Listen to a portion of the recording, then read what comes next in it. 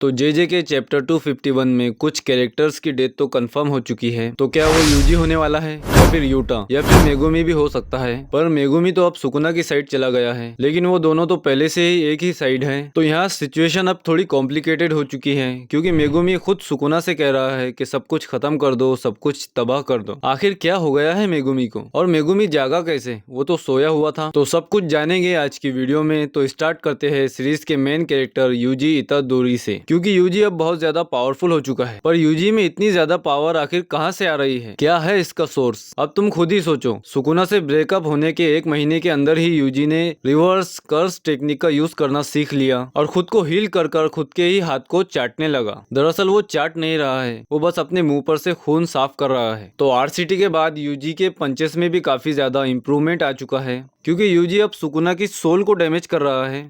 और यही तो यूजी का प्लान है कि वो मेगुमी की बॉडी पर सुकुना का जो कंट्रोल है उसको वीक करेगा और मेगुमी को अवेक करके उसकी विल को स्ट्रॉन्ग करके अपनी बॉडी को वापस हासिल करने को बोलेगा। और चैप्टर 251 में यूजी ने एक और न्यू टेक्निक यूज की है और उसका नाम है ब्लड मैनिपुलेशन। पर ये उस तरह काम नहीं कर रही जैसे चोसो की टेक्निक काम करती है। मतलब तुम खुद ही देख लो, यूजी ने अपने मुंह से खून को सीधे सीधे सुकुना के मुंह पर थूक दिया है, जैसे उल्टी करते हैं। और ये ब्लड मैनिपुलेशन ही है, क्योंकि इस ब्लड से सुकुना का फेस बर्स्ट हो रहा है, फट रहा है। हाँ, ये उतना ज्यादा पावरफुल नहीं है, क्योंकि ये तो शुरुआत है ना। पर ये ब्लड मैनिपुलेशन वाली टेक्निक यूजी ने कहाँ से सीखी, तो इसका आंसर भी है हमारे पास, और वो है नोरितोशी कामो। जी हाँ, यही वो बंदा है जिसने यूजी को ब्लड मैनिपुलेशन यूज करना सिखाया है। तो इन सब पावर का यूज करके सुकुना पर अटैक करके और उसे घायल करके यूजी पहुंच चुका है उस जगह जहां पर मेगुमी की सोल है। और मेगुमी अब यूजी से बात करने लगा है, लेकिन मेगुमी के दिमाग में तो कुछ और ही चल रहा है।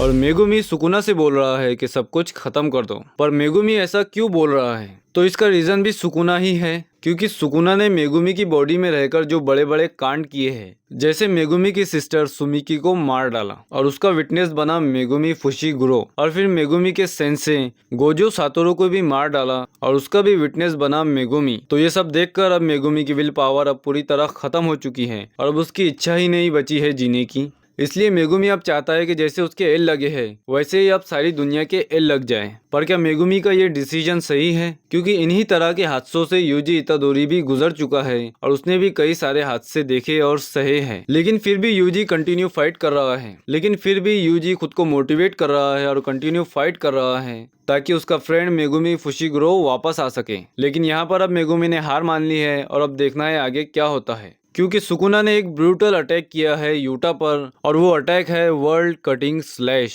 और ये वही अटैक है जिससे गोजो सातोरू मरा था। तो यहाँ पर सुकुना ने स्पेशली यूटा को टारगेट किया है ताकि वो यूटा के डोमेन से बाहर आ सके। तो अब यूटा मौत के दरवाजे पर खड़ा है, बस 1 कदम की दूरी है। कुछ भी हो सकता है। क्या यहाँ पर यूटा का खेल खत्म हो जाएगा? क्या ये सब थोड़ा जल्दी नहीं हो रहा? अभी तो मैंने स्टार्ट किया था, मतलब यूटा ने। तो अगर हम यूटा को क्लोजली देखें, मतलब जहाँ से सुकुना ने उसको काटा है उसका हाथ, तो उसके हाथ पर जूम करे तो ये वही हाथ है जिसमें रीका की दी हुई रिंग है। तो मैं ये सोच रहा था कि यूटा तो अब सुकुना से फाइट के काबिल नहीं है, तो क्या अब सुकुना से फाइट रीका करेगी या फिर कोई और उस रिंग को पहनकर रीका को कंट्रोल करेगा? आखिर क्या होने वाला है नेक्स्ट चैप्टर में? सुकुना अब थोड़ा वीक हो चुका है, क्योंकि यूजी के पंचेस की सोल को डैमेज कर रहे थे। इसलिए मुझे ऐसा लगता है कि यूटा बच सकता है, और उसके बचने की 3 पॉसिबिलिटीज हो सकती है। पहली तो ये कि रीका अपनी पावर को बूस्ट करके यूटा को इतनी कर्स्ड एनर्जी दे सके कि वो खुद को हील कर सके। दूसरा ये कि उई उई यूटा को टेलीपोर्ट करके शोको के पास ले जाए। और तीसरा ये कि रीका खुद ही इतनी इवॉल्व हो जाए, इतनी डेवलप हो जाए कि वो खुद ही यूटा को हील कर सके। कुछ लोगों ने शायद इस पर गौर नहीं किया होगा